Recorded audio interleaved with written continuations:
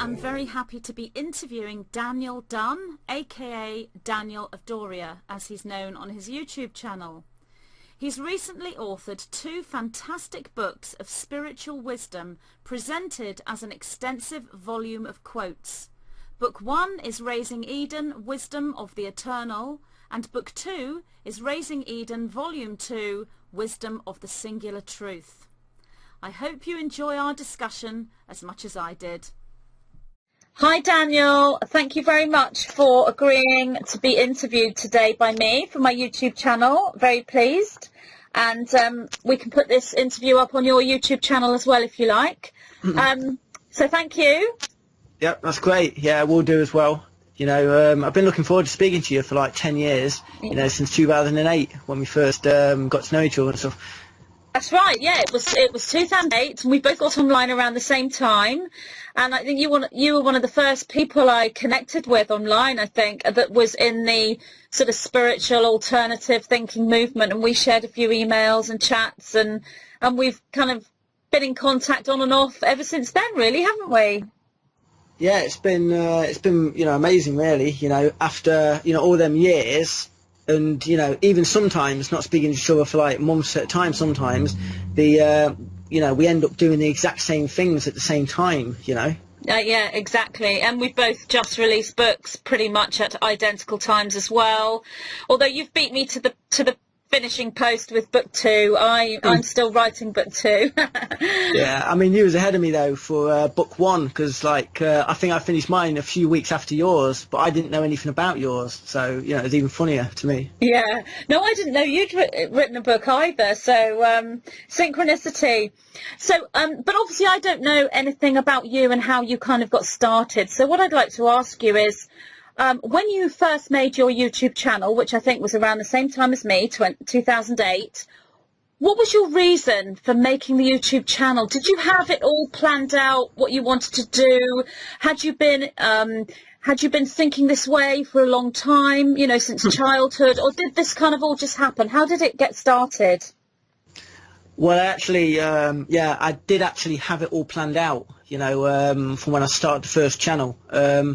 You know, I got to about 5,000 subscribers, and, you know, it's from like 2006 where I really got onto YouTube.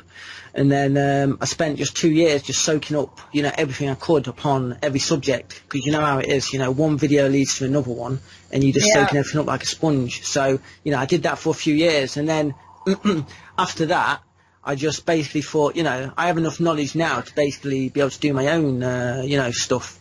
So that's when I decided to do the channel. And then after I did the channel, I decided that I wanted to really, you know, just cut out all of the BS on all of the other people's channels and stuff, and just really just focus on, you know, the wisdom and, you know, self-empowerment, you know, like the really empowering practical information, you know, people can use to, you know, become a lot more powerful and stronger, you know, in themselves, you know, and certain. And basically, you know, from a young age, I've always, you know, been spiritual anyway, you know, from a very young age, and I've just always, as I've gone along, just like grown, and I've always been led to the next part of the journey by actually taking the journey, because, you know, that's how it works. You've got to jump in before you actually get the rewards and, you know, get to where you're supposed to be going. You know, you can't just like come up with, you know, a full plan. I know I had like a little bit of a plan, but it was like more of like a context of what I wanted to do, and all the details are filled in as you go ahead, you know, through time and stuff. You know, they're all revealed to you, and you know, that's kind of how I write as well. You know, when I'm writing, I do it from a higher place, you know, in myself, and you know, basically I put in as less mind as possible, you know, into everything I do, and as much heart and soul into everything, you know. So you know, that's kind of how I do things. But yeah, I've kind of always been this way though, to be honest with you. I've just refined it more, you know, as I've gone along, you know, through the months and years and stuff. So yeah. Wow. Well, you're reading my mind here, because you've just answered the next 2 questions I was going to ask you, which is, were you like this as a child? You know, have you always been different, alternative thinking, spiritual thinking? And the other question was about your writing. You know, this book, your first book, Raising Eden, I have a copy right here in front of me. Raising Eden, Wisdom of the Eternal, is a beautiful book of quotes, so many quotes here. And I was going to ask you, when it comes to writing the quotes, you know, where does this come from? Is it divinely inspired, or does it come from meditation, or are you communicating with an entity? But you've answered that question, so that's fantastic. When you wrote this book, presenting it as a book of quotes, did you realise when you wrote this that this is a perfect book, the way that it's presented, it's a perfect book to use as bibliomancy? You know, utilising synchronicity in the same way that you would use an oracle deck, or even a tarot deck. You can just sort of flip through the book and ask a question in your mind, if you like, or focus on an intention, or simply just be open to receive whatever information you need to receive. And instead of pulling a card from an oracle deck, you flip through the book and open at the page that's right for you. Did you realise your book would be so perfect for that? Well, actually, like, you know, I use it, and, you know, I flip through the actual thing myself sometimes. And I remember actually reading the entire book after it'd been published for the first time. Like, I was outside, just sat in, you know, nature in this field, you know, because I live in the countryside in a cottage at the moment, and I'm just surrounded by, you know, nature and stuff. And that's where I've actually wrote these two books. But it's, I have thought that, you know, in the future, I may, you know, start releasing them onto tarot cards and stuff, all of the quotes and everything in sets and things. And also just even like an app on a mobile phone or something, you know, so people can use, you know, like daily inspiration, you know, as they do the day and stuff, to inspire them and just motivate them. But yeah, I mean, it has like multiple uses, because everything I create is, I always base it on, like Bruce Lee said, you know, be water. So it's, you know, all my work's very fluid in its structure, so it can adapt and, you know, can mold into many different forms and be used for many different things, you know. Yeah, wow, absolutely. I mean, you can use this book in the way that I said, for bibliomancy, or read it right through for, you know, inspiration, as you say. But that would be a really good idea, the oracle cards, tarot cards, or an app, so that you could use that for the same thing. And that's how I've been reading it. I've been, you know, flicking through and using it for bibliomancy, and you know, working with synchronicity for it. So, looking at your YouTube channel, when you first started your YouTube channel, and the quotes obviously started coming in pretty much, you know, not too long after you started your channel, you started to bring these quotes in that were coming in from you, that were in alignment with the videos you were releasing. Did you intend for that to be a book then, or did that just happen as you started to bring so many quotes through? Well, I was like, I was the same as you, because you always wanted to do a book, didn't you, from when you was a lot younger and stuff. Yeah. And, you know, you finally managed to do it. I wanted to do a book from like 2008, because I started to realise that I had all this, you know, profound, you know, knowledge. And, you know, a lot of the stuff, because I'd been like, you know, looking into the fringe in so many different areas, it was all coming together into one place. And I knew that, you know, there wasn't anyone out there that had all of them exact pieces that, you know, could put it together like that, you know, because things were a lot different then as well, because, you know, there wasn't that many spiritual channels back in them days, and there was only like one main Illuminati channel. Yeah. You know, back in them days, and there was only two channels, you know, for instance, that did the ancient history.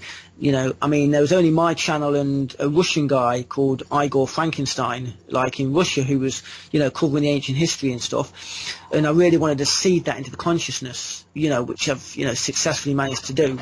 Like, because the ancient history now is just everybody's doing it, and it's exploded everywhere, you know. And you know, I'm very happy, because you know, I got to help other people explode their work over the years as well, like you know, Brian Forster and stuff. I've, you know, been helping his channel since it was like 2,000 subscribers. You know, I've uploaded like every single one of his videos, you know, and just been really promoting, you know, basically not just him, but, you know, I've been promoting everybody that has powerful knowledge that can really, you know, help the human condition on the planet, and, you know, and help the world as well, and heal it, and heal people's thinking. So, you know, it's been a long process, but, you know, it's still ongoing and always evolving, because, you know, that's what work does. It just evolves, and, you know, my work is just constantly evolving like everybody else's. So most of the time I'm not actually planning what I'm actually going to do next. You know, sometimes I create opportunities for myself, you know, because that's what, wise people do. But, you know, a lot of the time I'm just following the opportunities as they present themselves as well. So.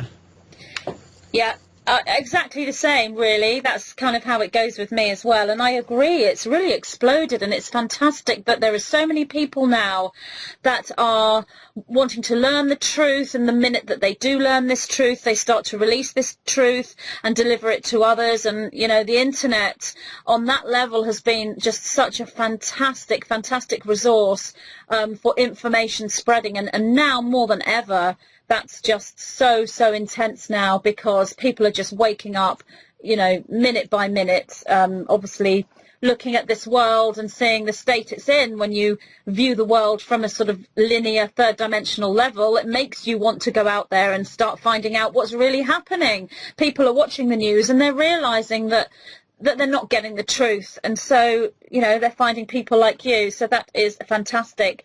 And when you said about me wanting to write a book from a child, certainly I did. When I got to about my late teens, early 20s, I was reading kind of romance novels, Mills and Boon, that sort of thing. So I presumed this book that I would write would be a romance book, and I even tried to write one, and it was appalling because I simply couldn't write at all. I had no idea that it would be sort of 30 years later that I would write something that's completely nothing to do whatsoever with romance, apart from the, you know, the twin flame energy kind of thing. But looking at your YouTube channel, I mean, it's fantastic. It's kind of like an online university for me, really, I feel, because there are so many different subjects there contained within one place. So if somebody is wanting to learn and soak up knowledge quickly and fast track through what's been happening on a, you know, as you say, the ancient history level, the Illuminati, the spiritual way of dealing with this situation, and all the self work that you need to do, it's all there in one place, and you have a real diversity of subjects. Is there any particular subject that's your passion, that you feel driven to look into, or are you just as invested in all of these subjects, seeing those subjects as one? Well, I mean, the most important subject to me is just, you know, healing people's thinking and healing the earth. That's basically what I'm doing, and, you know, building spiritual communities all over the world, you know. And, you know, I mean, like, you know, there is like 10,000 videos I've created, you know, since 2008. And some of them, you know, were like, I poured like 26 hours into just one of them, you know, on some of the series and things. And the first series I did, Raising Eden, it was actually called. That was my first series on YouTube, and it's you know, it's 52 parts long, you know, and it's been seen by like millions of people when it first came out onto YouTube, and it was it's been translated into 5 different languages, like Spanish and German and, you know, and Portuguese. And that's one of the reasons why I actually released Raising Eden, the book, like now and stuff, because people were always asking me since 2011, because, you know, Raising Eden, the actual series on YouTube, took me 3 years to make it, all in all. Wow. You know, every week. And, you know, there was loads of people into that, but people, you know, they wanted more all this time. You know, it kept coming back, you know, I want some more Raising Eden. It, you know, it didn't matter how many other series I created after that, which I have been creating series up until the end of last year continuously, you know, like Transcendence and Singularity and Shadow Government and, you know, Ascendant and, you know, there's so many different series that I've worked on up to this point that people, basically, it just like expands outwards in a spiral, you know, with more detail and more information. But if people really want to get like the whole thing all in one go, I compressed it all into the first book. You know, that was the purpose of the first book, really, to compress the last 10 years of all of that high wisdom about all of the different subjects, you know, from UFOs to Atlantis, you know, to you know, self-empowerment and information that people can use practically and stuff, you know. So there's everything in Raising Eden, the book, the first one, from, you know, it covers love and creation, infinity, you know, the beast system of Babylon, UFOs, Atlantis, ancient history. You know, there's so much in this book that you know, people can just use it, and you know, it's just going to be a great benefit to anybody who reads it. You know, there's not like a soul on earth who won't gain a lot of strength from, you know, just receiving, you know, what's in it. Yeah, so. I remember when Raising Eden first came out. I remember, you know, when that first came out, and I remember your Raising Eden series on YouTube. So looking at the book, and it is a really, you know, big, heavy book here, just full of all these quotes. And as you say, you can read it through in a linear sense, or you can dip in and out. So when you're writing the quotes through, was every quote from Raising Eden taken from the Raising Eden series, or did you write some extra ones for the book? Yeah, a lot of the things in there is not just from the Raising Eden series, it's from all of my series. You know, I actually went through all of my entire work before I started on this, you know, to also refresh my memory, you know, to where, you know, my own spirituality and, you know, all that energy and, you know, all the gifts that I'd received over the years and stuff. And, you know, I wrote most of it from... Obviously, I had to change some of the wording slightly on a few different things, but most of it is like timeless wisdom. So I've, you know, wrote it as it actually was received, you know, in that way, because it could be used like 10 years ago. It can be used like thousands of years from now, and you wouldn't have to change the wording very much really on any of them. You know, it can be used anywhere at any time, you know, and that's the beauty of it, because it's a universal wisdom. You know, it's not just an earthly wisdom, you know, that's man-made or anything. It's, you know, it's timeless and universal. You know, it can be used in any place in, you know, time, space, or within any dimension you want. Yeah, it's coming through from that 0 point, so there isn't anything, it's not going to go, you know, go out of date. It's that 0 point energy. So when you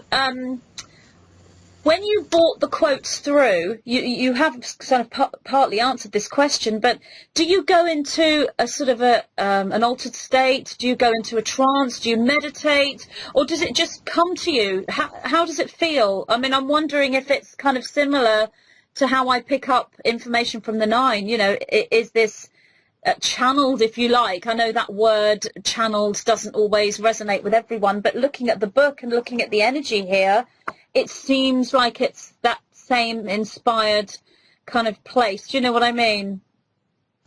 Yeah, I mean, all my quotes, you know, that, you know, like I says, you know, I have this really nice giant blown up poster from one of the quotes, you know, that I designed for the book and stuff, you know, in my room, and it's always a reminder for me of where the actual wisdom comes from. And, you know, the quote that's actually there is, you know, as soon as you take the I out of the equation, the small you, it allows the greater you to emerge, basically. So, and if you look at my YouTube avatar, it's like a man standing in front of the inner, you know, soul, and, you know, the sun, you know, that actually represents the true me, whereas the smaller me, you know, the human, you know, little me or whatever, that's like the guy in front of the sun. Whereas in the world, you know, a lot of people probably see themselves as the person and not the actual soul in the background. Whereas for me, it's kind of, you know, reversed, because the real me is actually, you know, the formless, you know, soul, that higher self, you know, that soul point, the 0 point, you know, like everybody's a spiritual being having a human experience. They're not a human being having a spiritual experience. And as soon as you invert things like that to the true thing, it you know, as soon as you establish a relationship with your higher self, basically, because that's what you're doing, you know, you can establish a relationship with your higher self.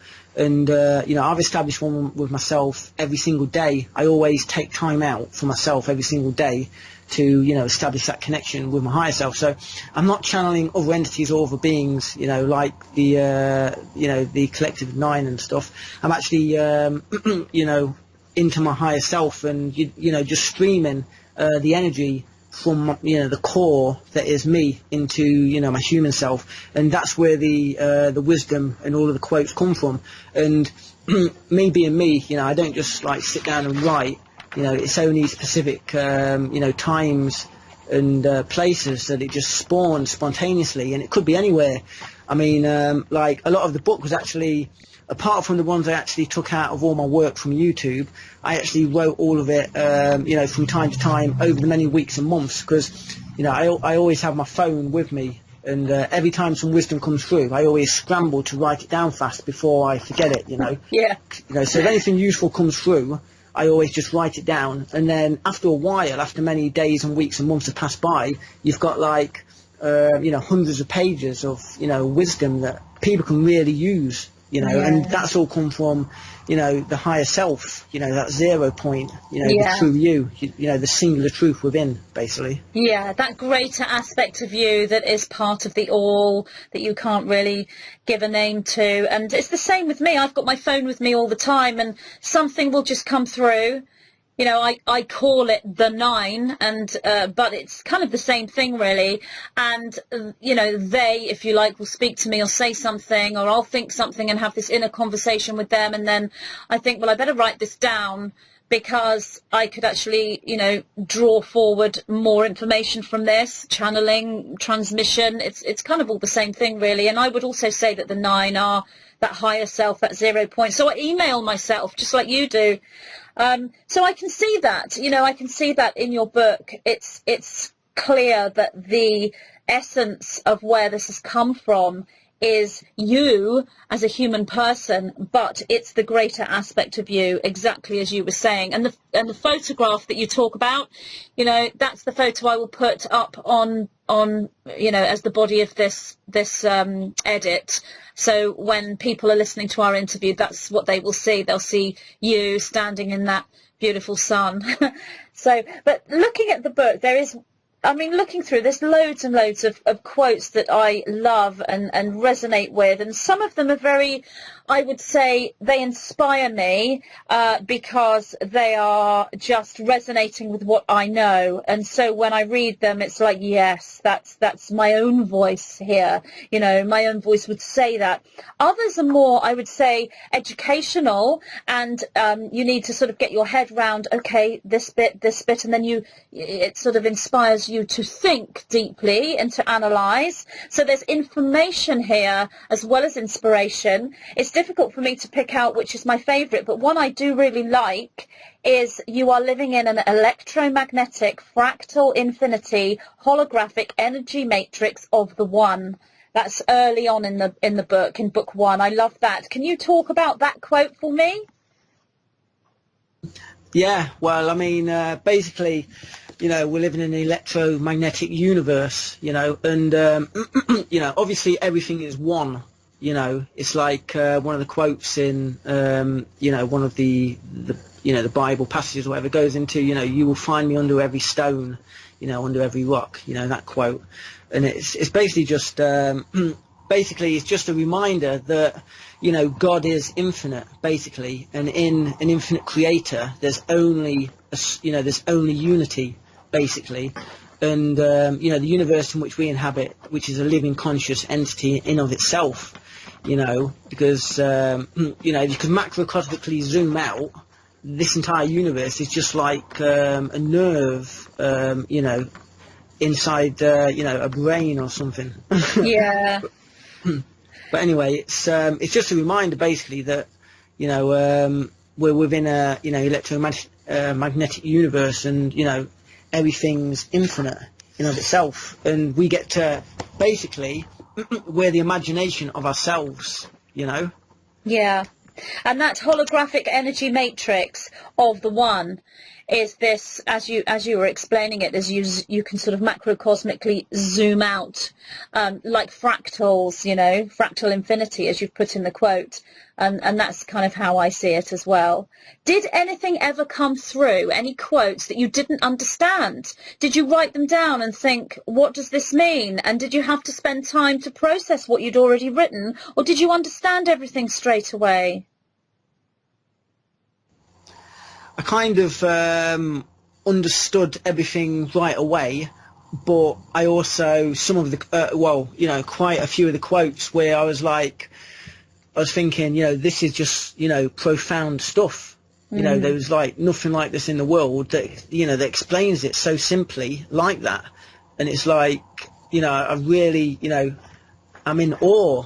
And, certainly like when I did some of my videos, when I was originally creating Raising Eden, especially, midway, like some points towards the start, I was in awe at different things, especially when it came to like the fractal infinity stuff, and that we're all within a living holograph of light, basically, because this is all a projection that only feels dense because of the repulsion effect of the magnetic field of all of the other energy that's, interacting with us, and I just felt like, I was in awe, at different points, and towards the end, towards the middle as well, actually, with the ancient history stuff, I was in awe at some of the quotes and some of the information, because it was such, like, mind-boggling. And towards the end of it as well, the Raising Eden original YouTube series, I was in awe at some of the wisdom there as well. And I remember as well that, I just carried on, pushing through it. And, I was just, like, some of my friends who actually cried,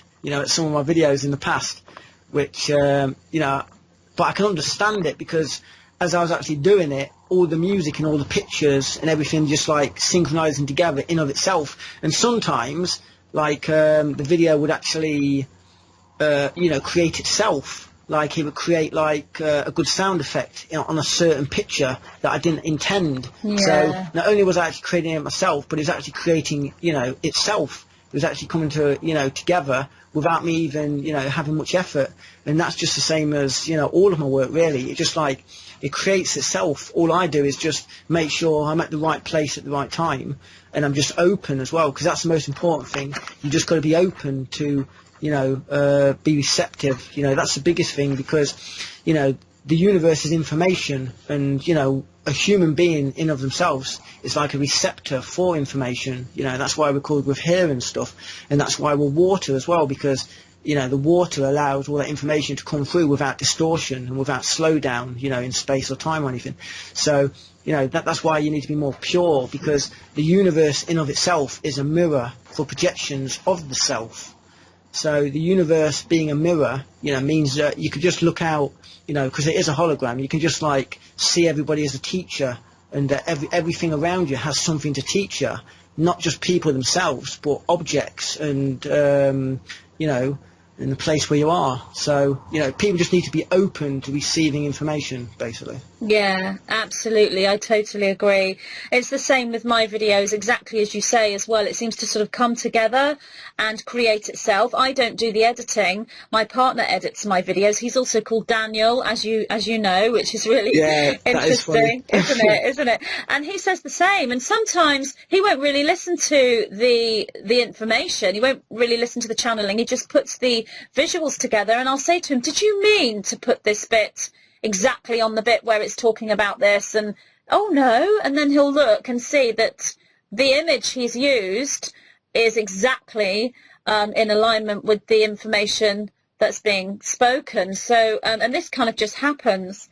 So yeah, I mean, I also wanted to ask you, like, when the quotes came through, did you find that you knew them beforehand, as in your spiritual learning and your spiritual growth? Is that coming from the information that you discover when you go looking to create the videos, all the information that you're presenting on your YouTube channel? Or do you find it's the quotes that came through that is your teaching? So you are learning from your quotes. You're learning just the same way someone else would who received your book. They would read your book and learn from the quotes. Did you find that your main spiritual teaching wasn't so much coming from the research you were doing, but was coming from the quotes that you were creating yourself? Yeah, that's a very, very good question. And the answer is that it's coming from all of it, all at once, simultaneously. But most of it was actually, what happens is, when you're like, basically there's presence, and the more present you are to yourself in each moment, and the more open you are as well, the more concentrated a being, the more power they have, and the more energy, the more concentrated energy a being has, the more power they have, and the more influence upon all of the minds and all of the, environment around them. So, concentration, and have a focal point in yourself. And if you can make the focal point, the singular truth, that you know, the true living truth inside yourself, you know, the soul, the higher self, you know, 0 point or whatever you want to call it, you know, then it just allows you to receive information. And also, if you cultivate an environment in yourself of learning, you know, you've got to always be careful about what you're actually learning and what you're actually putting into your body, you know, not just with food on your, you know, on a physical level, but also with your mind as well, and on your emotional level as well, because, you know, there's like emotional, physical, you know, mental and the spiritual all going on at the same time. There's 4 different levels. But it's like, you know, the quotes, they're not just like, I know there's some information in there, but the information that I placed in the book is just so that people can expand their perceptions, and so it seeds within their being. Basically, it's like a guide that they can look into themselves, you know, a hell of a lot deeper. It's like a little bullet point, really, that they can look into and find that, yeah, actually, you know, there's a lot more that I can delve into on that and stuff. But the actual, a lot of the quotes, especially for book 2, for example, book 2 was an entirely new, fresh book, and you know, none of that was from the last you know, 10 years, other than the fact that I've cultivated an environment of learning in myself and of wisdom. So book 2 basically spawned from my own learning as I was going along. Like, quotes were spawning more quotes, and it was going off like, basically like a tree. I can only describe it like a tree. Some quotes were going into more and then stopping, some were spawning more and more, and it just kept going on like that and that, you know. And even now, it's slowed down a lot, but I'm even receiving quotes now that I just write down and stuff as well. So it's just an ongoing thing. But the most important thing, though, one, is to cultivate inside yourself an environment of learning, you know, and really just dive into life, you know, head first. And in the actual doing, that's what actually creates everything else and spawns everything to, you know, come to you as well. And then the second thing that's the most important thing is balance as well. You know, not to overdo yourself or burn yourself out, you know, because that was one of the lessons when I was a lot younger. When I first started YouTube, I was just, you know, making videos all day, you know, all day and night, basically, you know, for like weeks and weeks. And, you know, nowadays, obviously, I've, you know, I'm a lot older and I understand things a lot more now. And, you know, I basically just perfected and refined myself over them years, and, you know, there's no more burnouts for me, you know. The balance thing is, you know, the most important primal thing for anybody, really, I'd say. Yeah, I would completely agree with you, and I had that same lesson, learning about burnout. I did the same thing as you, working all the time, booking in private sessions and doing, you know, the channeling and the writing and then creating the videos, and then all of a sudden wondering why I felt like I just wanted to give the whole thing up and just sort of soak in the bath for a week, and then I realised I was in burnout. And so you have to learn to balance. I think that's really important. I think what the 9 would say here, when you're talking about, you know, the quotes and the way that they're coming through and what they are there to do. You mentioned sort of seeds for other people, you know, planting for them so that they can then open up their own minds and allow your quotes to inspire them into their own creativity. The 9 would call that keys, codes and triggers. So we're looking at sort of, you know, DNA activation or activation of inner memory, because all of these quotes are coming from that timeless wisdom, as you say. So when people read them, it's triggering them into that own aspect within them. Would you agree with that?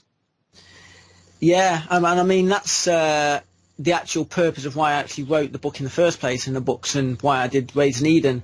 You know, it was like I create like this nice field with all these seeds in it that people could use to get to where they're going and stuff. And now it's evolved, you know, it's got like really strong roots. And these books that I've done, and, you know, my future work, that's like the foundation stone for the building that's going to be constructed, you know. And there's no stronger foundation stone, you know, than the wisdom and the empowerment that, you know, and the concentrated energies of, you know, of these books that are just solely focused on empowering people, healing people's thinking, and, you know, healing the world and the reality in which everybody, you know, lives, and just making sure that, you know, they can use their 2 primal, you know, forces that everybody has, which is, you know, the creator in of itself is a master creator. You know, it creates and it births life. and love is the secret to life. So the two forces that people have are creation and the creational ability, that can be, there's no limit on it really, because, the whole is contained within every single part, and that's what a hologram is. It contains the information of the whole within every single part. So it's like everybody's in the ocean, but, drop within the ocean, but they also contain the ocean within each little drop of themselves as well, because you've got access to everything, and in stillness, in meditation, which I do every day and every single hour as well, I do it. So that channel's always open, and I never, drift too far from my higher self, and the true me and stuff, which is like an exercise everybody should be doing really, there's not a human being on earth that, shouldn't be doing meditation, because it's a needed thing, on this lower, denser, vibrational level in this dimension, to be able to align with your higher self, the true you, from which you gain all your energy and your source, and just, keep pure and keep strong and certain in yourself, Yeah, absolutely. Oh, I totally agree. It's so interesting. There's so many parallels between you and I. I agree with everything you're saying. And even though you use different words and you present your inner inspiration in a different way, it's kind of the same thing. And I do see such a parallel. And as we've said, we both connected with one another when I first got online. You'd only been online, I think, a couple of years, and we've spoken on and off and done things simultaneously. We've kind of released our first book around the same time, within a few months of one another. And also, did you know that we have pretty much the same amount of subscribers on YouTube as well? I was looking at your YouTube channel today, and I thought, you've got the same number of subscribers as me. That's another sort of parallel between us. It's amazing really how it all works out, isn't it? Yeah, I did actually notice every single thing you mentioned, and more as well, because I also noticed that you was actually on your 444th video. Right now. So, 444 DOD in numerology, that's my number. I've been creating 444 spirals all over the place for years, Wow. And, it was just funny to me that, what that tells me is me and you are in the exact right place at the right time doing the right thing. Yes. You know what I mean? I absolutely agree.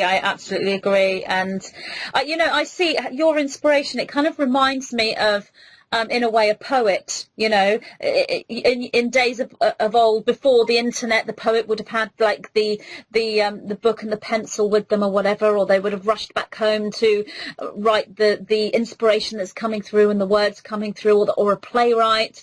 But now it's like the quotes that go on the videos, and we're using the cyber world and the internet, and with me it's coming in on a different sort of platform and a different presentation, coming in as channeling, but it is the same thing. It is that same place. What I like to do is do a bit of bibliomancy right now. So I've got your book right in front of me, and I've no idea which quote I'm going to pick. So I'm going to just go through it, and then for you to talk about the one that comes out. So this is really, the bibliomancy here is for you and I and our connection and this conversation we're having, but for everyone who's listening, this is for them. So I have stopped at: the Creator assumes all forms are manifestations of the One. Although the ego itself is a manifestation of the human mind created as a reflex to the environment. So can you talk about that? Yeah, it's basically about the mind. Yeah, it goes into the One, the Creator, who's the One. Obviously spawns all life. Like every single being and every single object and every single reality in existence is like it's split off from the initial One, and the thing that allows the Creator to assume all different forms all at the same time is the fact that a magnetic field splits off the energy. That's why there's two forces. The electrical form gives birth to all dimension and form. That's what electricity does. It allows the projection to it allows presence and for things to move forward. Whereas the magnetic field you know, it basically creates a veil between all the omnipresent worlds and realities and dimensions, and also all the objects within, you know, a creation. You know, so like, for example, like me and you, like we're separate beings on this level, and like all the people out there are separate from us, and all of the objects, you know, around us, like the trees and, you know, the birds and animals and, you know, everything else, they're separate as well, but only on this level, you know, because at the highest level, if there was no magnetic field, you know, we'd all be just one unit of energy, because, you know, at the highest level, there is only one being here. There's only one unit of energy. It's, you know, we are the imagination of ourselves, basically. Yeah. And when it comes to, you know, the projections of self and stuff in the world, it's just basically the, you know, how you project yourself in the world. And the ego, you know, a lot of people, the ego, it's not like an enemy or something, you know, like don't be a tyrant with your own mind, basically, is one of the lessons. And just basically the ego is a part of you, and it's, you know, the unconscious part, but it's also the ego is what, you know, humans really are all about, because we could not exist as a separate entity, you know, from our source and from the creator, you know, without a little bit of ego there, because the ego, you know, that allows us to wake up in the morning and to, you know, to go out and to do stuff, and it needs to be looked after. There needs to be a balance, you know, between your higher self and your human self, and all levels. You know, you've got to go from the reality where you are, not from where you want to be, if you know what I mean, you know, in order to be constructive about everything. Yeah. You know, so the ego, instead of trying to destroy the ego or, you know, be a tyrant with it and, you know, treat it badly, you know, just, you know, I've always found it more useful to, you know, be kind to yourself, basically, and be kind to your ego, and, you know, and then it actually becomes more conscious, because, you know, just see the ego as like a separate entity, I suppose, but also see it as a part of you.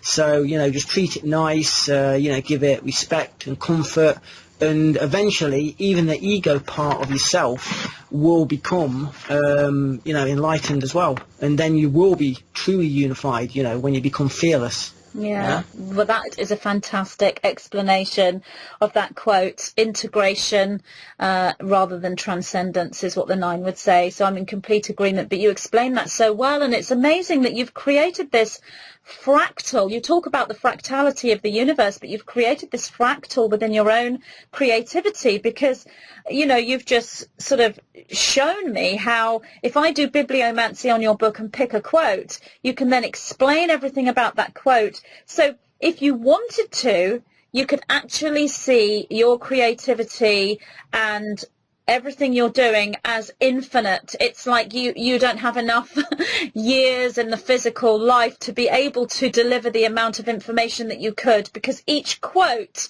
potentially could create a new video, a new series of videos, a new book, just from one quote. I could just pick any quote and say to you, make another video from this, make a series of videos from this, make a book from this, and you could. So you're opening up and up and up, and I guess that's what the book is going to do for anyone who reads the book. I could do that myself. I could look at your book, do bibliomancy, pick something, look at the quote and think, right, let me speak to the 9 about this quote. What are the 9 saying to me? Let them bring through their information, and then I do a transmission based on that. So that, your work is a perfect example of the fractality of creativity.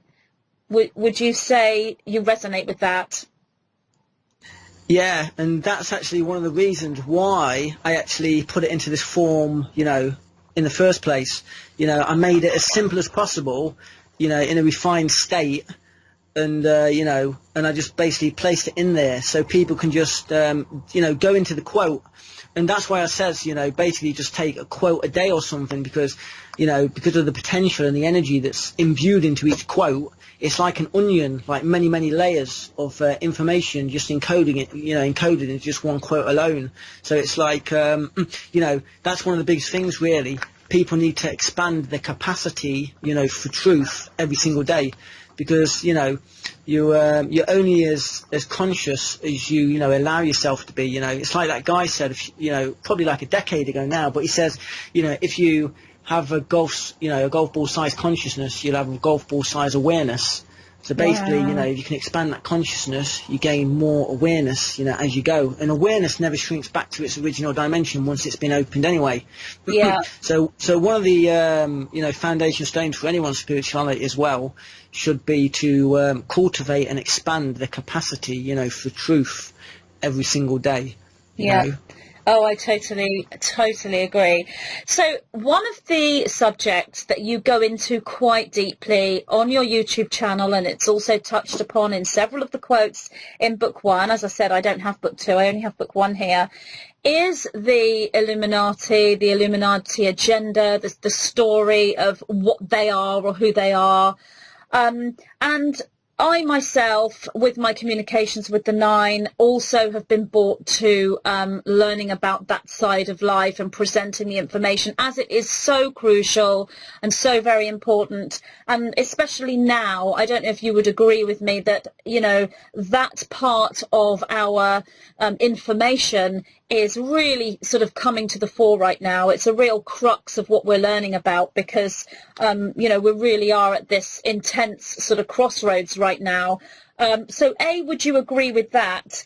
And B, what would you say, given what you're picking up, the quotes that are coming through, the work that you've done for your channel, what would you say is happening now specific to where we're going on a third dimensional level? And I'm talking here about, you know, the state of the world in a sort of war battle kind of energy. A lot of people are talking about, I've had people writing to me, are we going into World War III? And I think looking at the, you know, this sort of linear presentation of life, this false narrative, I guess, it looks like we are.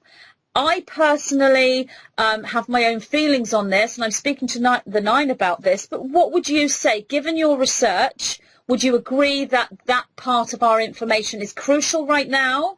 And would you say that, you know, what would you say around World War III and battle and what's going on in the world? You know, do you have information that you can share? Well, there's, you know, there's many forces within the world, you know, and there's forces in the world from, you know, obviously from beyond the world. You know, I and some other people call it, you know, the greater darkness that's within the world. So not only do people have to deal with, you know, the evil inside themselves and stuff, and the ego and stuff, and, you know, unifying themselves, and really basically create a powerful focal point to concentrate all of their energy so they can become powerful, you know. And power, you know, a lot of people get it mixed up, because, you know, when you mention power, because we've seen so many abuses of power within the world, they see power as a bad thing or something. But you need power to you need power to do anything. You know, power is not a bad thing, and power is a very good thing, you know. And you know, you can use it for good, you know, but only if you have a restraint that's been cultivated, you know, by your own inner truth, you know, because, you know, power, if there's no love with power, basically it becomes destructive. And it's like people themselves, like on a micro level, you know, compared to the macro world or whatever, you know, if there's no self-love, then people will become self-destructive and have self-destructive tendencies. That's why they harm themselves and they harm those around them. You know, they don't mean to do it. It's just that they need to really take more time out themselves to love themselves more, basically, because it's the self-love, you know, the lack of self-love that makes them self-destructive. So on a wider scale, you can also say for the human race that, you know, a lack of love on a wider scale will also lead to the same results. You know, there's two kind of forces within the world. There's, you know, negative and positive as well, you know, in this reality in which we inhabit and stuff, you know. And, you know, the positive, you know, vibrations, they're creative in their nature, you know. They expand and they create and they birth life, and, you know, they give presence. Whereas the destructive forces, you know, the negative ones, they're the ones who, you know, take life and destroy life, you know. And, you know, although chaos must be, you know, to give birth to dancing stars, you know, that's the saying, you know, from a long time ago. It's, you know, these people have created a whole culture in our world based on chaos and based on death, basically. You know, they live within a culture of death, Whereas if you're creative and, you know, you have a lot of love for yourself, people around you, and, you know, and the world in which you live, and, you know, generally all life, you know, if you can embrace, you know, all life with your circle of love, then that means that you're part of the culture of life, you know. And, you know, the culture of life is what you want to be part of. So, you know, there's a definite large, you know, polarization that I see within the world at the moment that's happening. Whereas, you know, it's almost as if, like, the human race is, like, splitting into two groups, if you notice. Like, one is, you know, very warlike and destructive and chaotic, whereas the, you know, the other people are really getting unified, and they're really becoming powerful. They're having to sharpen up and focus, you know, down to a point, basically, in of themselves in this world that, you know, that's going on at the moment. And, you know, the best thing to do really is just, you know, don't engage with the chaotic or destructive energies as much as possible. You know, stay away, you know, stay clear of them as much as possible, and lessen your engagements, and focus really on what you're doing every day, you know, moment to moment, you know, because the more chaos and the more destructive it is in the world, the more it calls for your, you know, peace and truth to be, you know, shown out, you know, to everybody, and create stability, you know. And that's the biggest thing really. That's why, you know, a lot of people, they go into stillness and they meditate, because it really does have a measurable effect upon the whole scale of things. Now, if you get like a really spiritually integral, you know, being, just one being in of itself, that can bring a lot of total, you know, peace and calm, you know, to the entire spectrum of that area, you know. So it not only, you know, depends upon how many people are actually doing, you know, meditation stillness, but it also depends upon the, you know, the focus and the concentration of the actual beings who are doing it as well, you know. And like I said, basically just focus on what you're doing, and surround yourself with people as strong as you are, if not stronger. And, you know, I always say, you know, when those who love peace can organise as good as or better than those who love war, then there shall be peace, you know. Yeah. So it's down to you, really. That's always was and always will be. That's absolutely lovely, and that is really such good advice, such aligned advice. So really, I guess, would you say what you're saying here is, when someone asks the question, are we going into World War III? That's not necessarily the question that is a good question for them to ask. Really, the question that they need to ask themselves is, what do I want to create for myself in my personal life and in my global life? So I'm going to focus on what I want to create and feel those emotions that are in alignment with what I want to create, rather than asking questions like, are we going into World War III? Is that what you are saying? Turn inward rather than into a state of chaos yourself, because if you're in a state of chaos yourself and panic and worry, then you're feeding that chaotic, destructive, negative energy. Yeah, basically, you know, people complicate things, and if something's like very, very destructive or chaotic, or if there's something that you don't understand, you know, take a step back, slow down, you know, go inside, you know, go in yourself and just observe, because, you know, then you can just observe the world that's, you know, in motion, because, you know, we live within an ocean of motion. That's what this universe is. Everything is, you know, is within movement, you know, spiraling back, you know, to the source of, you know, from where it came. And basically just, you know, don't get caught up in other people's struggles, you know, don't get caught up in other people's chaos, you know, because you can take a higher, you know, ground in yourself. You know, that's what people who are aligned with the higher self do. You know, they're taking up higher ground in themselves first before they even attempt to create, you know, the stability on the outside and stuff. Yeah. And, you know, that's basically what they need to do, you know. Just don't engage with the chaos, because, you know, it's your choice as a creator what you want to create.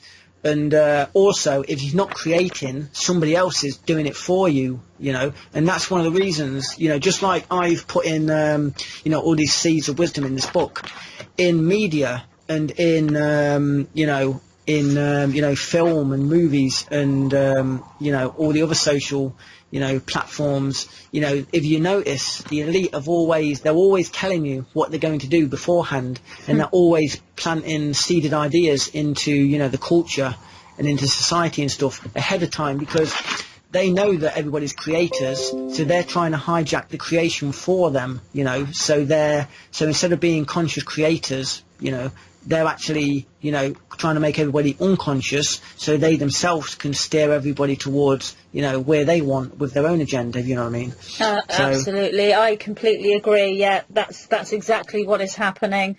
So they are, rather than hijacking our reality, they are leading us into a situation where we make ourselves vulnerable to hijacking our own reality. We're actually doing it ourselves. It's not as if someone else is doing it to us. They're creating an environment where they control us because we're actually doing this to ourselves.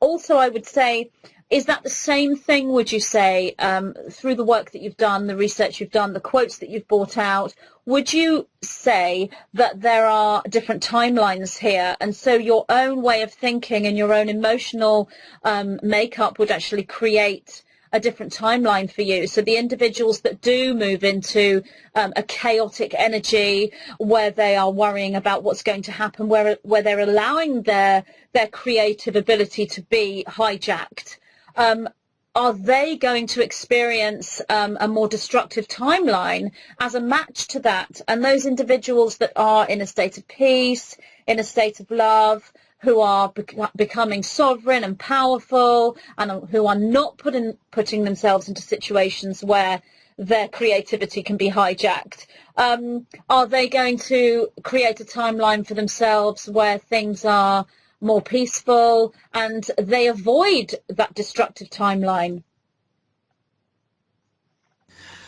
Well, like, you know, all time is, you know, simultaneous. It's all, you know, it's all occurring at the same time, you know. Even before God Creator created, you know, all universes, you know, in the multiverse and, you know, all dimensions, there was, you know, it was already, you know, finished onto itself. You know, time itself is, you know, is a series of pictures, basically, that's slowed down by the magnetic field, you know, like glue. You know, the magnetic field slows down the manifestations and the projections of the energy, you know, and, you know, creates time, you know, and bursts us into time, you know, as a being. Because, you know, while we're within form, you know, in beingness, you know, as a separate entity, you know, as a perceived separation from the Creator, we can only exist in time, in a certain place, at a certain time, in form.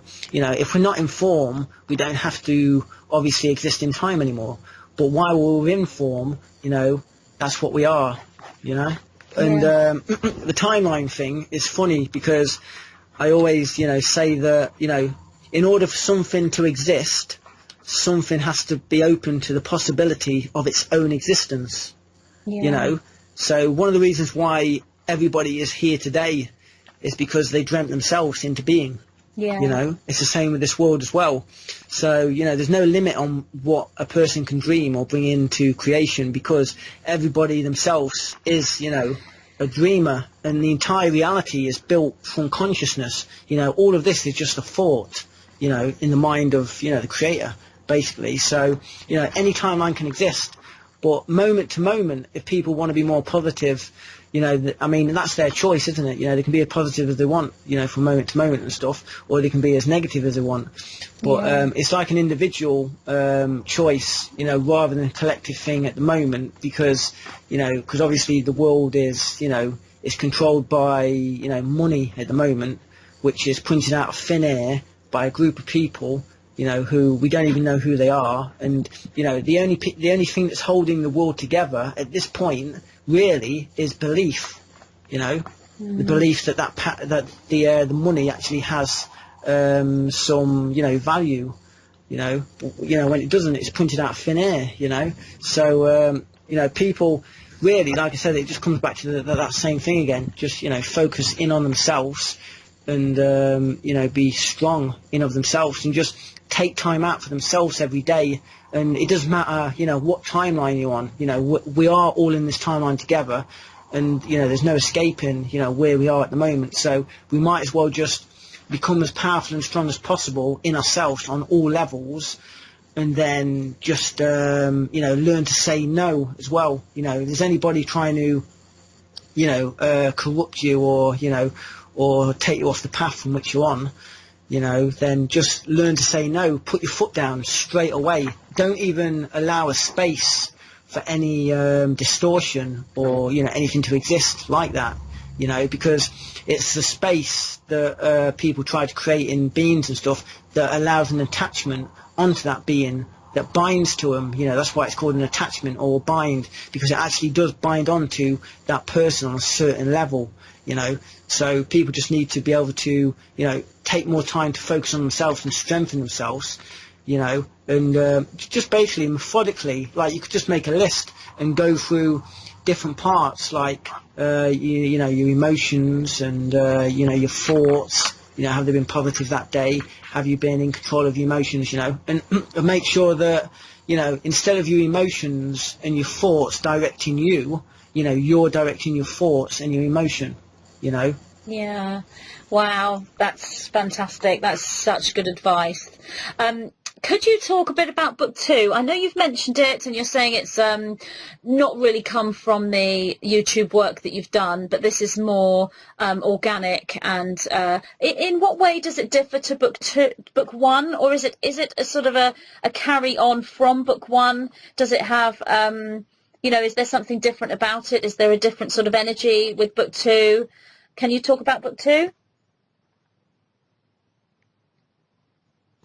Yeah, there's well, book 1, like I said, was a compressed book of the last 10 years. It's like a decade of work compressed into one book, and obviously I had to set a larger context in book 1, so, you know, that's why I covered everything, and I made sure that I covered all of the important things, you know, like Atlantis and ancient history, and, you know, I delved into them loads, and, you know, UFOs and, you know, creation and love and infinity and, you know, fractal infinity and stuff. But in this one, it's more of actual powerful, practical quotes of, you know, wisdom that people can use every day to empower themselves, you know, on a day-to-day basis and hour to hour and stuff. And it's got a lot of spiritual foundational pillars in there that a lot of them as well aren't widely used yet within, you know, spirituality.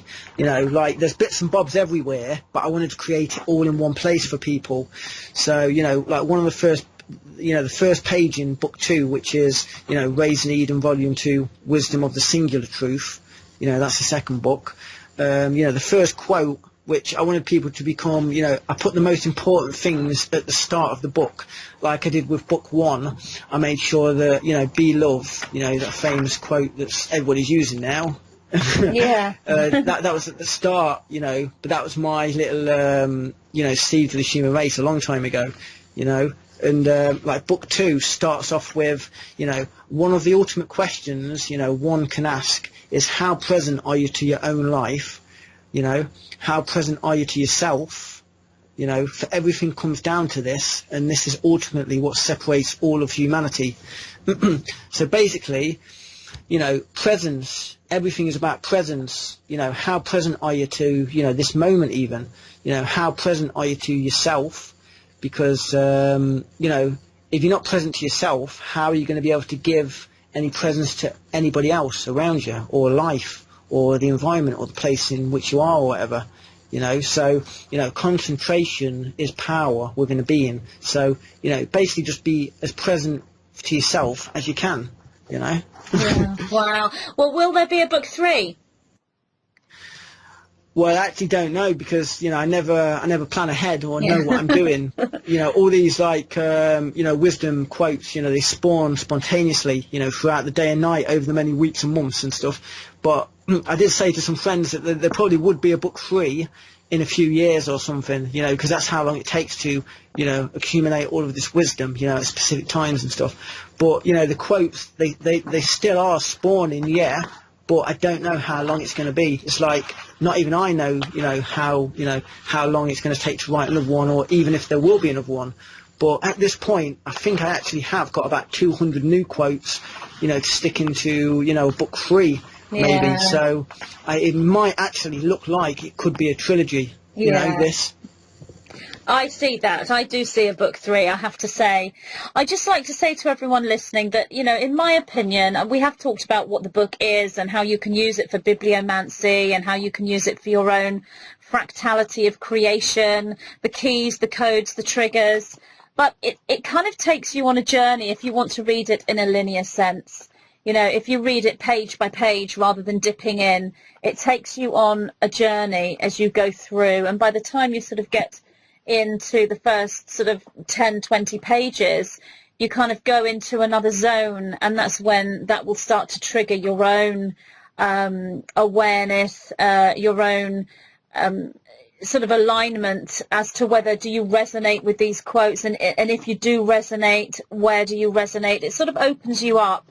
It's a really beautiful book, and I'm really pleased that I bought it, and I look forward to reading book 2 and eventually book 3. So Daniel, thank you so much for letting me speak to you today. Can you tell everyone where they can reach you? Can you give us your, YouTube channel, and can you let people know how they can purchase your book if they want to? Yeah, well, actually, I sent you an email with all the details on it, so you can, you can stick this, below the video and stuff. But I will. If people want to, buy the book, they can buy it, volume 1 and volume 2. They're both on Amazon in paperback at the moment. Because my work was, I've got the most suppressed channel on YouTube, basically, with thousands of videos gone over the years, multiple channel. The war has just been so epic on YouTube for me. That's also one of the reasons why I've acquired all this wisdom through the struggle of it. Yeah. And it's been a roller coaster ride, but that's what life is. So I make the most of it. But there is the 2 books are available on Amazon, and also my YouTube channel is Daniel of Doria. Just Daniel of Doria, all one word, and 2 A's on the end of Doria. Because my original channel was deleted. So I had to come back again in 2010. Yes, I do remember that. I do remember. Talk to me about that. Why was your original channel deleted in the first place? Well, basically, YouTube was a new thing to everybody within the world, and a few years ago, YouTube was bought out by Verizon, and they started, instead of becoming YouTube, it became their tube. So then it was introduced with a different corporation that bought YouTube out. And then, obviously, on YouTube back in the day, you could share videos really, really fast. You could, it was in an early stage of its life, so it's a lot more easier to share everything and information. But now, as the years have gone by, it's been getting harder and harder for everyone to basically share their creativity, because that's what culture and society does in the world today. It tries to destroy your creativity, so you can't share it enough, because they don't want people empowered. Sadly, there's a group of people in the world who don't want to see people, shining the brightest they can or anything, Yeah, absolutely. I absolutely agree. The 9 say there'll always be a back door. There will always be a way to present creativity, and no sooner do they try to clamp down on one area and control one area than a new area will spring forth of light that we can then present our creativity through. So yeah, because I was going to say as well, we're within an ocean, so they may be able to slow down the flow of information, but they can never stop the flow of information. Yeah, and absolutely. that's the great thing, because that means that it doesn't matter what they do or what control mechanisms they place, put in place or whatever. Like all these YouTube Nazis coming in, Nazifying YouTube. Yeah. It means that people would just go elsewhere or do something else, or they've got creative imagination, and that spark is still alive within the person. And as long as the spark of love is within the hearts of at least one person, then there's always going to be a world and a reality. Yeah. There's always hope. The team of light is so big now, and I think no matter what they do, it seems to be backfiring on them. It looks like it's working on the surface, but when you really sort of look deeply, you see that it isn't working. What they're doing is, I would say they've had their day, really, and they're just sort of hanging on to those last threads of what they once had. The 9 call this the last stand. They're creating that last stand like one does in battle, where they do everything they can to sort of fight for that last moment so that they don't sort of lose. And that's the energy that they seem to be projecting right now. And it's the more that people look at that, in the way that you've been talking about in this discussion today, the more that people go within and they don't concentrate on that chaos and they are focused on their own empowerment and their own creativity, the more they create that energy in this world, the more reality responds to that, and there isn't a place for that negative control structure anymore. It's just not sustaining anymore. Would you agree with that? Yeah, definitely. You know, that's, there's a few different quotes in book 2 about this as well, about, whichever energy you focus in, because every person contains, all the energies within themselves, within their, fractal, because they're a drop within the ocean, an ocean within a drop, so it's like whatever energy you focus in on, be it love or compassion, or, giving, it's bringing more of them energies within to the world, into this space, into the sphere, which means that just see it like, like a tap, like a stargate, like a person is the X point between all omnipresent worlds and realities. And what that means is just see yourself as the tap, and then you can turn the tap on, and however you are, you can give compassion into the world, or whichever way the water's flowing through you, be it the energies, you can bring more love into the world, or you can bring anything you want into the world. It's always down to you. Yeah, absolutely. Just one more question before we end our discussion today, and this is kind of like personal for me, but I'm sure it's related to anyone listening as well. In my next book that I'm channeling at the moment from the 9, which I'm sort of about 3/4 of the way through, so I have no idea when it will be ready, but for the first time, the 9 have started to speak to me about Atlantis. It's not really a subject I've particularly looked into before. They haven't really spoken about it too much.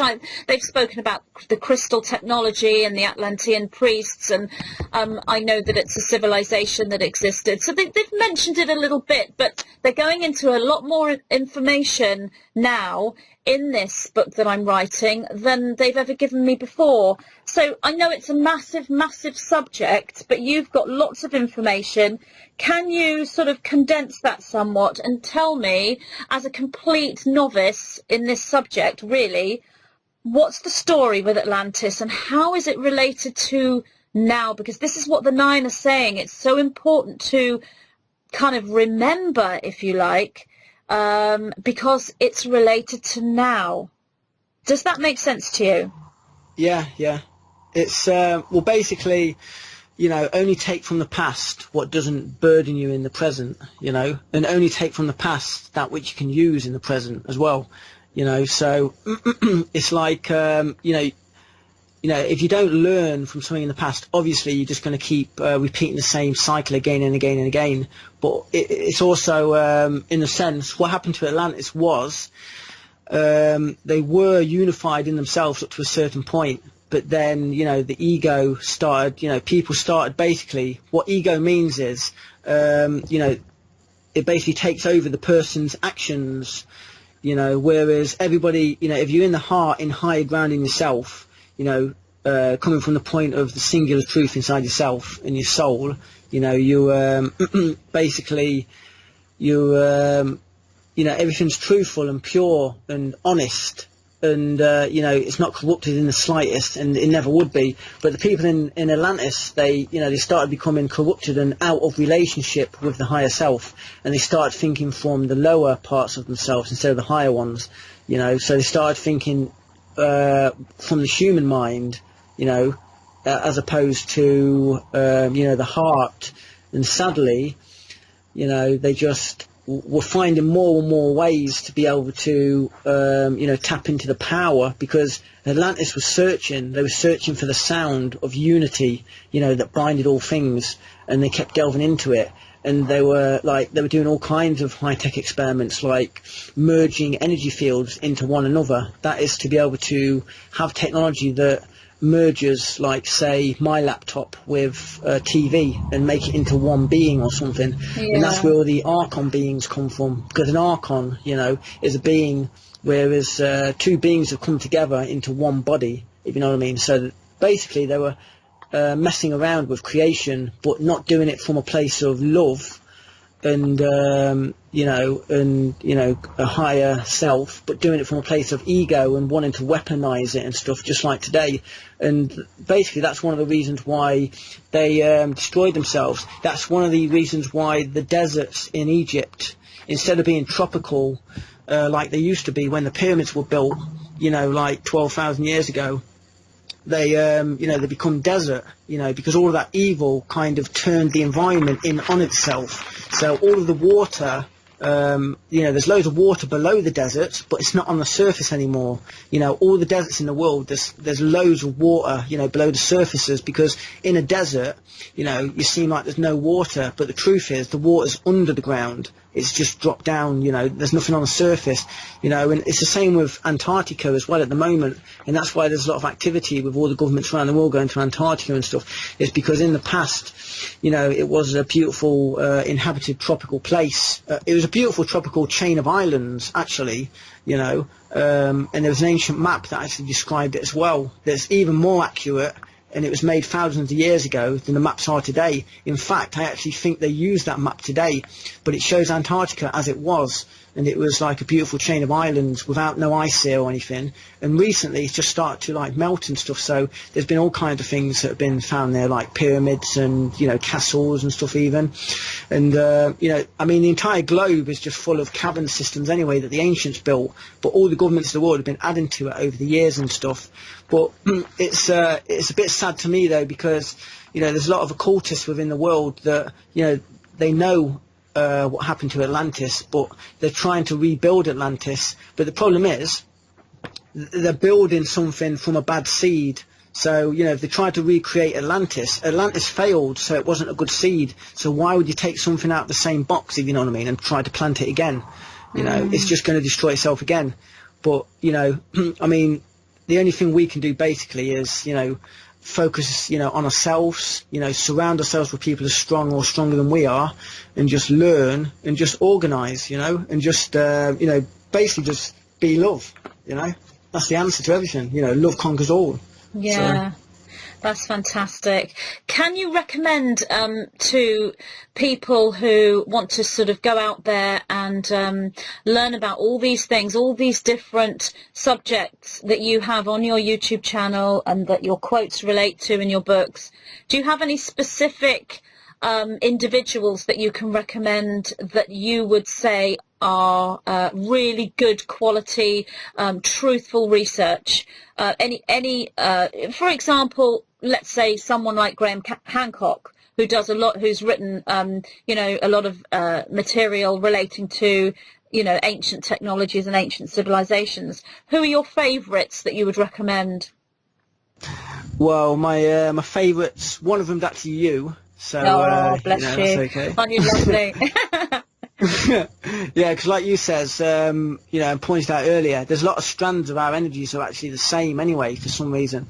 It's like strands that stretch, through years and years and, of time. And it's amazing that's why we're like linked through time and space for some reason, and we keep doing the same things at the same, anchor points in space-time. Absolutely. Node points. Yeah. Where are you in the UK? Well, I've lived all over the place. I lived in the east and the north and the south and the west, and I'm in the east again at the moment in Lincolnshire. Oh, right, in the countryside. So all these books are being spawned in the English countryside, in a nice cottage surrounded by nature. Lovely. Yeah, well, I was going to say as well, my favourite people apart from you, obviously, is Santos Benaki.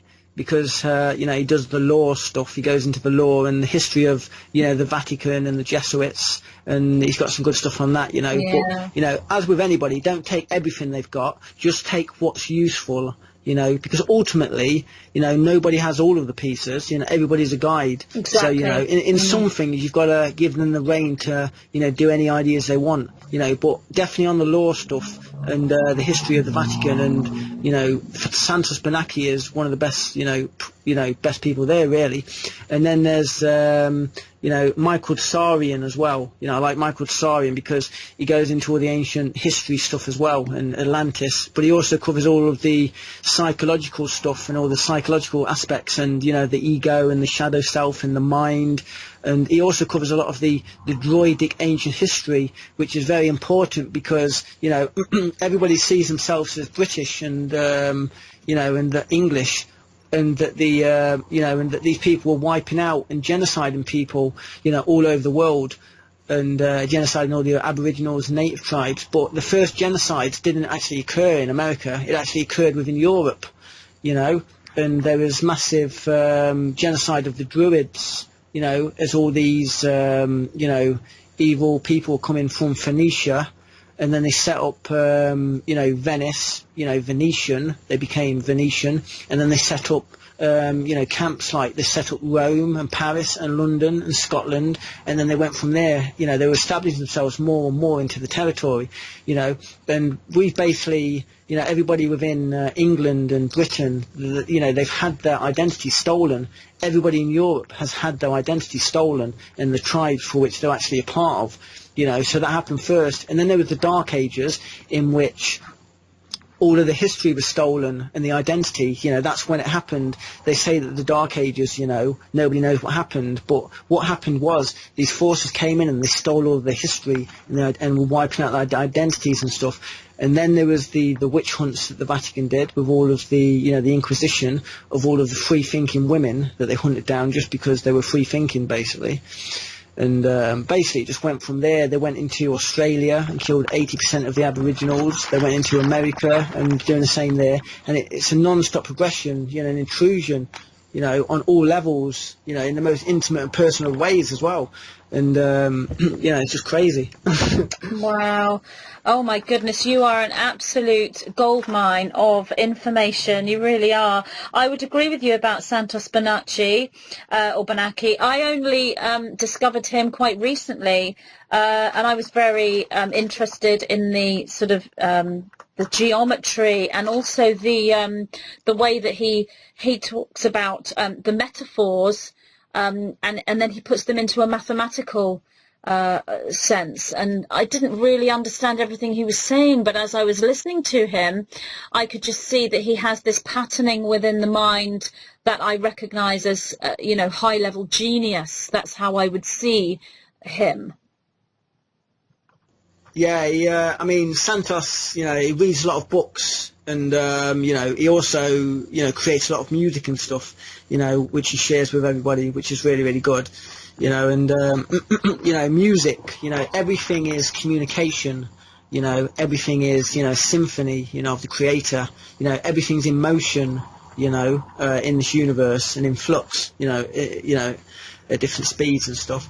And I just think it's really important to cultivate, as Santos Bonacci does, in books and stuff, by reading a lot of books, basically cultivate an environment of growth and learning within yourself, like a positive, learning. And then you'll find that wisdom spawns of itself because of that, because of the information, because it's like creating a space inside yourself, which is like a field, and then it's like watering the field with the right waters and stuff, and then it's bound to grow some plants in there. And it's the same with this. It's bound to grow some, plants that are information, that are like wisdom and, other things or ideas that you can use later on. Different kinds of plants. Some grow into trees, some grow into bushes or whatever, and a lot smaller, and some create whole new fields in of themselves. So, it's important to do that. And I was going to say one more thing as well, that there is one other guy who I put in really high esteem, and that is Daniel Winter, Dan Winter, because he talks a lot about DNA and the importance of bliss and the importance of presence. And he goes into the whole galactic history, and he actually goes into the fractals of galactic history, and a lot of the wars and stuff that occurred and things. And he talks about DNA and how important it is to be living within a culture of life as well. And like I explained earlier, and not be part of the culture of death, which is within this world at the moment. So yeah, that's the other guy that I really, do love as well. I would agree. I've watched some Daniel Winter, and I don't understand a lot of what he says either. But when I look at him, the Nine said to me that they'd been speaking to me about the new physicists, and that these new physicists would together, a team of new physicists across this planet, together they would discover the truth of our entire reality right through the dimensions, and that they would be able to explain this to us. And when I first discovered Daniel Winter, I was just so interested by a lot of the terminology, and the words he was using were so similar to the things the Nine were teaching me. And they said, he is one of the new physicists and right at the top, they said. Yeah, he definitely is. He's the best of the best, is all I can say with what he's got, because obviously it matches all of the stuff that I've got as well, and many of the other people out there as well. I'm sure, it matches a lot of the stuff they've got as well. But like I said, I've always supported all of the people, if you notice, on my channel, all of the people who are basically geniuses, who are ahead of the time, Yeah. And, I supported their work and tried to really, water the plants in their field, if you know what I mean, as well a little bit, as well as do my own stuff. That's why that's one of the reasons why it took me so long to write the books as well, is because I was in the background helping so many other people, water their work as well, and in a lot of cases, they didn't even know, but luckily though, Brian Forster, he's actually got me. There's 2 channels he has on his channel that he's put in the window, and one of them's my backup channel. So, wow, that's excellent. He obviously appreciated what I did or whatever. But yeah, I talk to Brian every few months. But he's such a busy guy though. He does tours all the time, and if anybody gets a chance, I suggest they go on the tours, because he goes all into the elongated Peruvian skulls and stuff, and all the history of the world, from all over the place, and it's just absolutely amazing. I'm so happy that there's people like Brian and you and all of the others out there that are doing their thing. Because every single person that is focused on this kind of stuff and bringing more of it into the world, is waking everybody else up. And if you can create and bring a lot of it into the world, that it actually becomes an environment where you can establish a community or something, people will see that as an example, and not only will they see it as an example, but that will be the reality for them as well. And they will, integrate into what you're doing, as opposed to, being stuck in the system or whatever as well. Absolutely, absolutely. I totally agree. And there are more to come. And if, with the books that you have written, if people don't know where to start in cultivating their own creativity, accessing their own wisdom, and then presenting those teachings, then there are many, many ways to do that. And one of those ways is definitely your books. So please, everyone, check out Daniel of Doria's YouTube channel, and Raising Eden, Wisdom of the Eternal, Book 1. And what's the title of Book 2?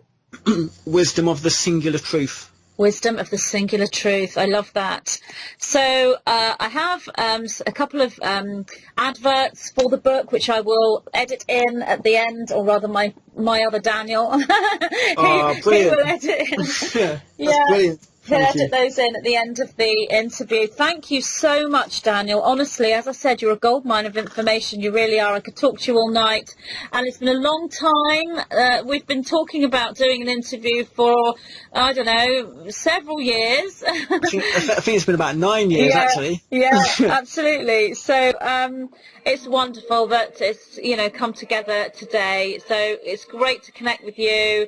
Great to sort of share your story on both of our YouTube channels, so you can say hello to all my subscribers that have never heard of you, and I'm telling them to go check you out, and I'm saying hello to all your subscribers that have never heard of me.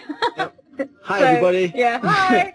So thank you so much, Daniel, and I'm sure at some point we'll come together again and do another discussion, update on what's going on, and perhaps we'll both have more information out there, more books, more videos, who knows. Yeah, definitely, and this time, make sure we don't leave it so long. Yeah, totally, totally. All right, well, thank you very much, Daniel, and thank you, everyone, for listening. Bye. Bye-bye. Thank you.